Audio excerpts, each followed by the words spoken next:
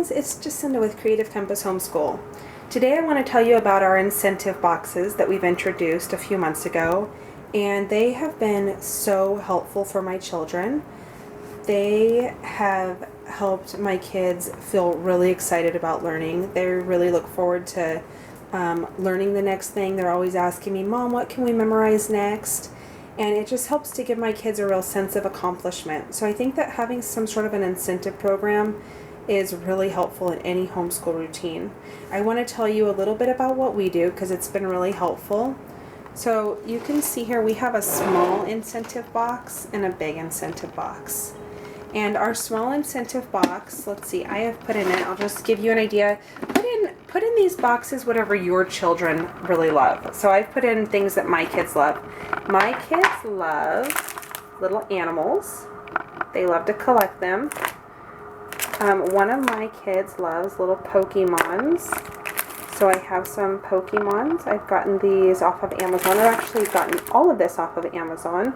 Very inexpensive. And then my kids also love, what kid doesn't love candy? I got these xylitol lollipops that are supposed to be great for their teeth.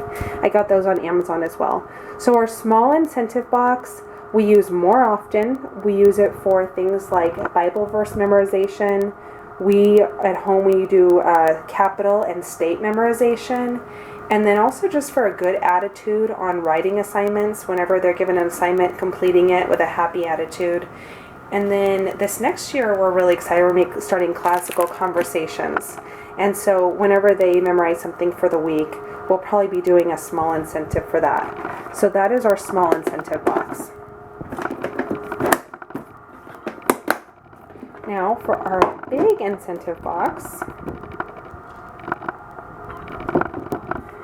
again, like I said, fill it with things that your children love. I have filled this with a lot of different little creative art packs. I went to Joann's Crafts, and just got different little art packs, crafty packs that my kids will love. I also put in some mints from Trader Joe's. One of my children loves toy animals, so we have in some different toy animals. So you get the idea. Put in whatever your children love. If your children love Hot Wheels, put in Hot Wheels. Fidget spinners are a big thing right now with my kids. Put in fidget spinners. Whatever your kids love, put it in there. I try to keep everything in this box hopefully under $3. That's my goal, between $1 and $3. So for this large incentive box, we will be using it for our semester learning goals. And I want to show you a chart in just a minute for our semester learning goals. But one of the things that I love about having a chart for our kids is that they can look at their semester learning goals and know what they need to do next. And then they can say, I want to learn about this, or I want to memorize this. And then they know that once that is accomplished, then they get to go to this large incentive box. So I'm going to show you now our semester goal charts. All right, these are our semester goal charts. And I have put down, I have one for each of my children. I even have one for my 2-year-old that's turning 3 because I don't want him to feel left out. So this is for my kindergartner, this is for my first grader. And a couple of the things I've included on here besides things that I want them to learn. So for instance, for my kindergartner, he struggles with any kind of symbol recognition. So really, like on here, just simply like recognizing the numbers 1 through 5. That's going to be huge for him and really, really exciting when he learns that. For my first grader, can tell time by 5s, can count to 200, can count by 2s, 3s, 5s, and 10s. So I have just picked out where they are at and chosen goals for them. But some additional things that I've added on here are our reading charts. So you can see at the bottom on my kindergartners, we have read 40 books. Those will, of course, be books that are read to him.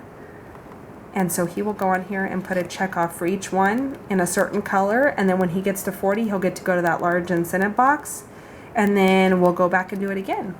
And then for the first grader, whenever he's read 13 books on his own, then he will also get to go to that big incentive box. His number, of course, is smaller because he's reading them on his own, and that's more difficult.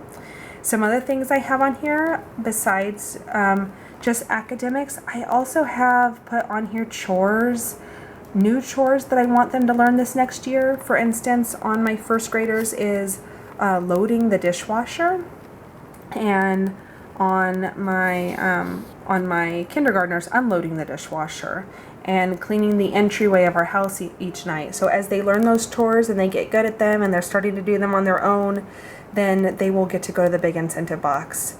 Something else we have put on that I think is just going to be really helpful is different character traits that I want my children to learn.